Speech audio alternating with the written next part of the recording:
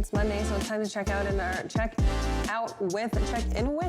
with our stock out community.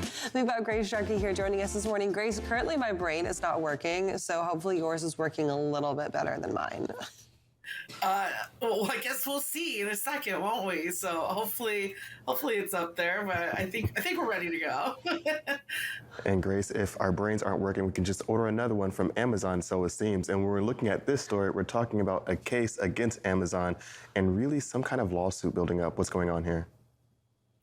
Yeah, so you might have heard, of course, the FTC and multiple states are suing Amazon for really pricing issues and abusing, at the end of the day, what they see as their monopoly position. And we can go into that in a second, whether or not we agree with that statement. But for a quick background for those out there, there was a seller that was on Amazon. And when you are on Amazon, you are not allowed to price yourself on other sites less than you're pricing yourself on Amazon. They want to be, of course, the best price option out there in the market when you work with them in the fulfillment services.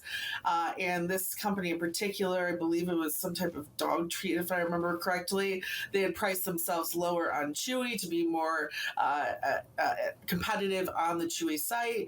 Amazon got wind of it, and so now we're seeing this lawsuit take place. So it's an interesting story, and I think there's different opinions on that monopoly word in particular when it comes to Amazon and its services.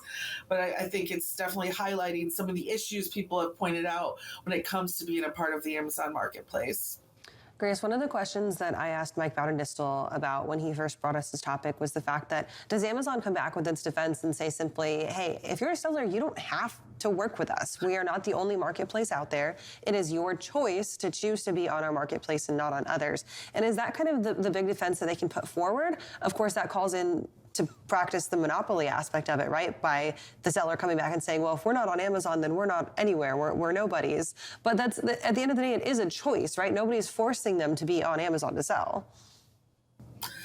1,000%. I think that's really the atmosphere that we're looking at when we talk about freight tech in particular. There's a lot of marketplaces out there, and there's a lot of great software in particular that can help you compete just selling on your own website as well. And there's large brands that aren't using the site because they clearly understand this. There's smaller brands who are using other sites like Etsy or even on Walmart fulfillment services, things of that nature, right? Their marketplace. There's a number of avenues I think that companies can go to, and that's what my personal opinion, I think that monopoly argument is going to be very difficult to make. Now, there's a couple of different, we'll see how this ends out, but there's a couple of different points within it that do seem lightly suspicious when it comes to their algorithms and how they're working pricing within their website.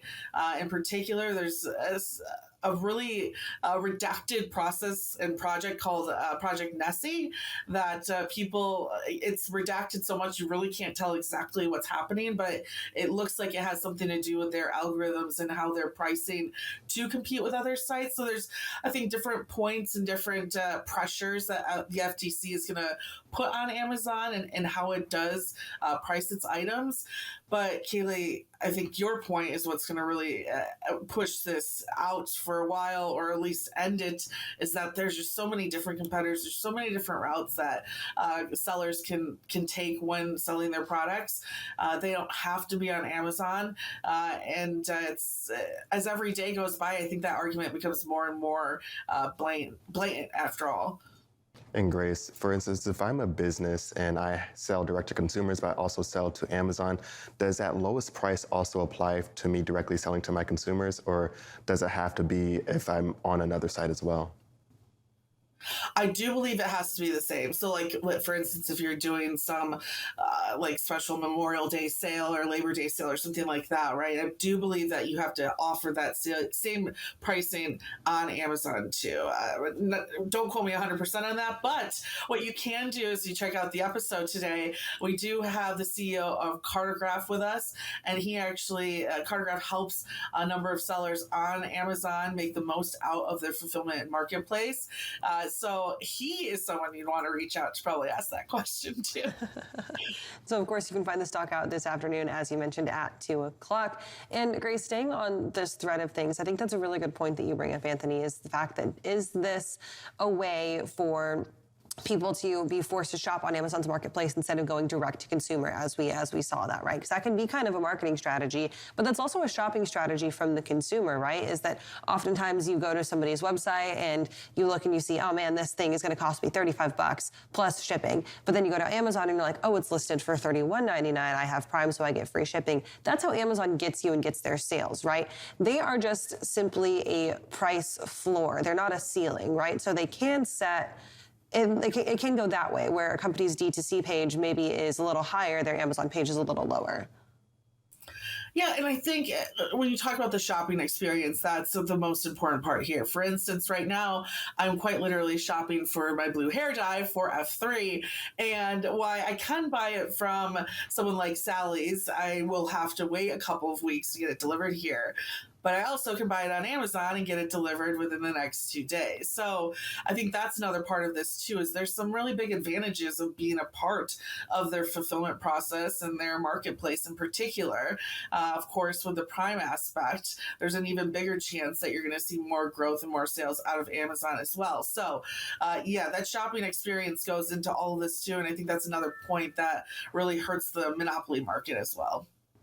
It's definitely that's going to be something that's interesting when we're looking at Amazon. One of the big things that I love about it, that why I use it, just because of that convenience factor.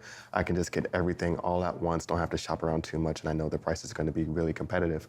When we're looking at this situation, Grace, are there any early theory craftings around what would happen if Amazon were to win or whether they were to lose this case?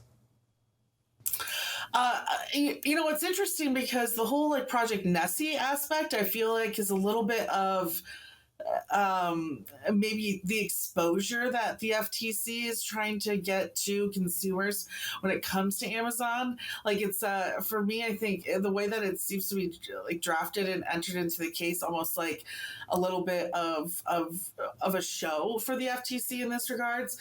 I honestly think this will likely like just be settled or at least ended and not go through completely. I definitely don't think we're going to get a monopoly argument, a strong one out of this as well. Of course, I think Amazon, as always, is going to take this feedback and consider ways to maybe make it not so obvious, or at least work with their Amazon market sellers a little bit closely. But at the end of the day, it's again. It's their marketplace, and I think Kaylee said it right. They don't have to you don't have to use their services. There's more reasons I think people are using Amazon services, and if you do feel like maybe you aren't making the most on there, then I would say get off of it. But we'll see how this does end. I think it'll be some time though before we even see this finish out. For sure. Grace, thank you for joining us this morning.